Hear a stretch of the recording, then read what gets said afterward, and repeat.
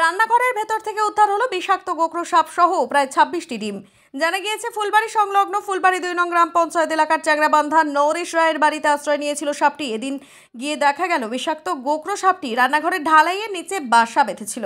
এদিন সকালে রান্নাঘর পরিষ্কার করার সময় ফোঁস আওয়াজ শুনতে পেয়ে ভয় পেয়ে যান। এরপর সিমেন্টের কংক্রিটের ঢালাইটি ভেঙে দেখতে পান তার নিচে সাপটি বাসা বেঁধে রয়েছে, সঙ্গে অনেকগুলি ডিম রয়েছে। পাকা ঘরের মধ্যে সাপ বাসা বেঁধে রয়েছে শুনে গ্রামবাসীরা ভিড় করতে থাকেন নরেশ রায়ের বাড়িতে। বিষাক্ত গোখরো সাপটিকে দেখে কি করবেন ভেবে না পেয়ে শিলিগুড়ির একটি পরিবেশপ্রেমী সংগঠনের সাথে যোগাযোগ করলে দুজন সদস্য এসে রান্নাঘর থেকে উদ্ধার সাপটিকে সঙ্গে প্রায় 26টি সাপের ডিম অত্যন্ত সতর্কতার সাথে উদ্ধার করা হয়। উদ্ধার করা সাপটিকে বৈকুণ্ঠপুর ফরেস্টের জঙ্গলে ছেড়ে দেওয়া হয়। পাশাপাশি ডিমগুলি যাতে নষ্ট না হয় তার জন্য সংরক্ষণ করে বাচ্চা ফুটানো যায় সেই চেষ্টাই করা হবে বলে জানা গিয়েছে।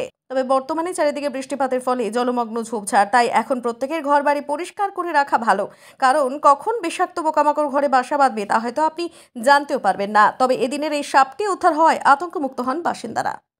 বলুন দাদা, নাম কি আপনার? নরেশ রায়। বলুন কোন জায়গা এটা? চাংরাবান্ধা। কি হয়েছিল আজকে?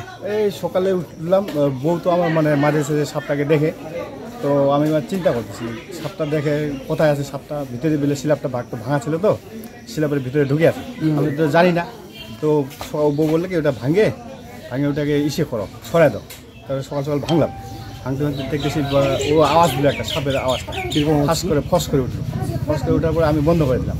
তারপর 2-4 দিন লোক ডাকলাম, ডেকে ওটা শিলাপটাকে উঠাইলাম। উঠে দেখি বা সাপ আছে আর ডিমও আছে। কি সাপ? এটা গোখরা। দেশি ভাষা আমার গমা বলে। ডিম কটা সাপ ছিল? সাপ দেখছে তো বউ বলে 2টা, একটা কালো, একটা কি সাদা না, ওই গমা আর কি। গমার মানে একটা পাওয়া গেছে, একটা পাওয়া গেছে। কতগুলো পাওয়া গেছে ডিম? মোটামুটি 40-45টা হবে। বললাম যে এর আগেও এরকম সাপের ডিম দেখেছেন? এর আগে আমি সাপের ডিম দিই, আজকে প্রথম দেখলাম। আপনাদের রান্নাঘর থেকে সাপ এবং সাপের ডিম উদ্ধার হলো, কতটা আতঙ্কে রয়েছে? ভয় পাচ্ছেন কতটা? ভয় পাচ্ছি।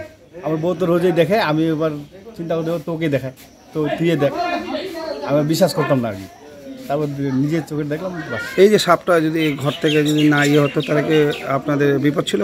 বিপদ হইতো তো, বাচ্চা অনেকগুলো দিত, তখন ঘরে থাকা যেত না। এখন কি সাপটা উদ্ধার করা হলো? এখন সাপটা নিয়ে গেল। আপনারা কি চাইছেন সাপটাকে? সাপ এবং ডিমের ডিম যাতে ভালো জায়গায় থাকে, মানে বেঁচে থাকে আর কি। আচ্ছা, সুস্থভাবে থাকে। বাড়ি কোথায় আপনাদের? ফুলবাড়ি চাংরাবান্ধা। আপনার কি পারিবারিক অশান্তি, দাম্পত্য জীবনে কলহ, আর্থিক অনটন, বাস্তু মাঙ্গলিক দোষ, প্রেমে কিংবা বিবাহে বাধা, যে কোনো রকম সমস্যা থেকে মুক্তি পেতে চলে আসুন জ্যোতিষ শাস্ত্রী শ্রী শ্রী সঞ্জয় বিশ্বাস গোস্বামীর কাছে। Chamber Radha Gobinda fancy stone house, Debinagar, Alipurduar.